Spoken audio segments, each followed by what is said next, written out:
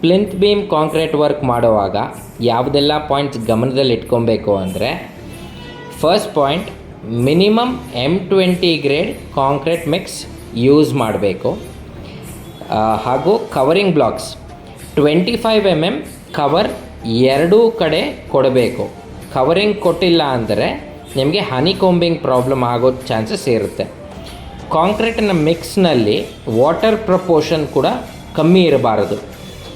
Concrete mix ಗಟ್ಟಿ ಇದ್ದರೆ ಆ ಕಾಂಕ್ರೀಟ್ ಮಿಕ್ಸ್ ಸರಿಯಾಗಿ ಎಲ್ಲ ಕಡೆ ಸ್ಪ್ರೆಡ್ ಆಗೋದಿಲ್ಲ.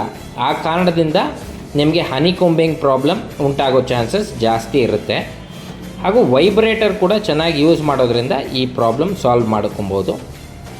ಮತ್ತು ಕಾಂಕ್ರೀಟ್ ಹಾಕಿದ 24 ಗಂಟೆ ನಂತರ ಈ ಸೆಂಟ್ರಿಂಗ್ ಶೀಟ್ಸ್ ತೆಗೆಯೋ ಒಂದು ಕೆಲಸ ಮಾಡಬಹುದು.